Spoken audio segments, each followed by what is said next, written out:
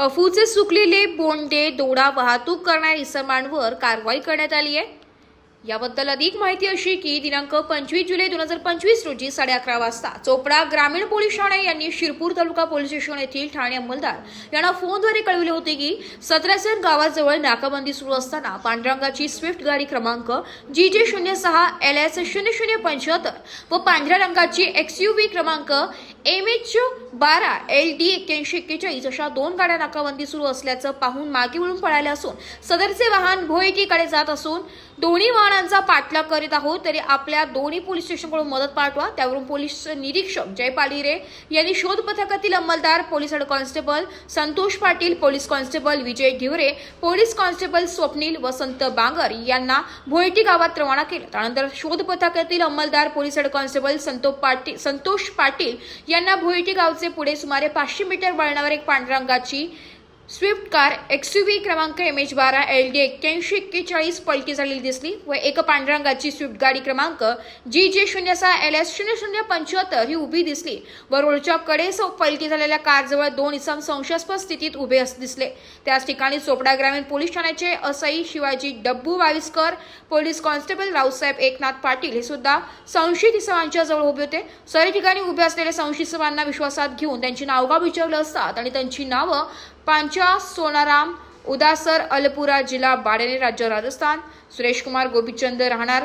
रणोदर तालुका शीतलवाना जिल्हा जालोर राजस्थान असे सांगितले व पलटी झालेल्या पांढऱ्या रंगाची कार XUV क्रमांक MH12 LD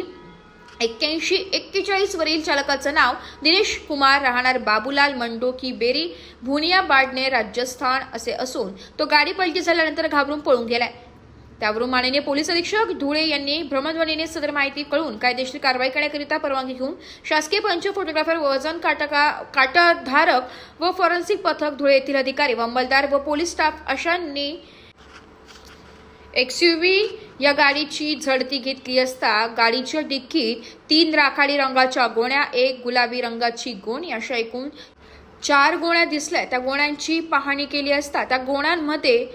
मानवी आरोग्यास तसेच मानवी मेंदूवर विपरीत परिणाम घडून आणणारे प्रतिबंधित अफूचे सुकलेले बोंडे हा अंमली पदार्थ मिळून आलाय।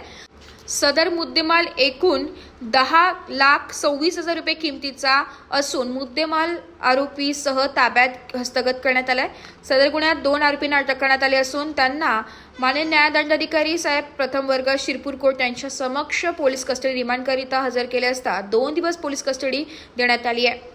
गुन्ह्याचा तपास पोलीस शिपाई सुनील वसावे करीत आहे। वृत्तसंकलन विभाग AB न्यूज नाशिक।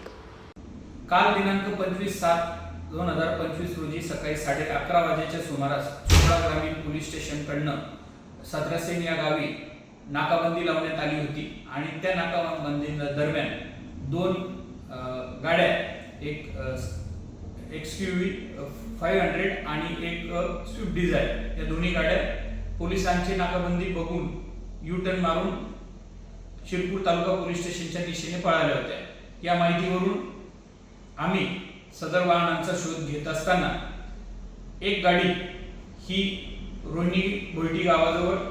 रस्त्याच्या कडेला पलटी झालेली दिसली आणि सदर गाडीमध्ये अंमली पदार्थ असल्याचा आम्हाला संशय आल्याने आम्ही तात्काळ पंचनाम्यासाठीची आवश्यक ती सर्व कारवाई करून माननीय पोलीस अधीक्षक श्रीकांत ढिवरे सर यांची परवानगी घेऊन सदर ठिकाणी गेलो असता तेथे एकूण 63 किलो अफू हा 4 गोण्यांमध्ये मिळून आला आणि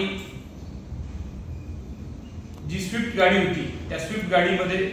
2 संशयित आरोपी हे मिळून आले। ते दोन्ही राजस्थान येथील राहणार असून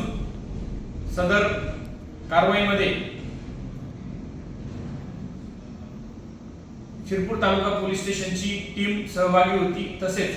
चोपडा ग्रामीण पोलीस स्टेशनचे ASI शिवाजी वाविस्कर आणि रावसाहेब पाटील हे सुद्धा शिरपूर तालुका पोलीस स्टेशनच्या हद्दीत सदर इसमांचा पाठलाग करत चोपडा ग्रामीण पोलीस स्टेशनच्या हद्दीतून आले होते। सदरच्या आरोपींचा 2 दिवस पोलीस कस्टडी रिमांड मिळालेला आहे.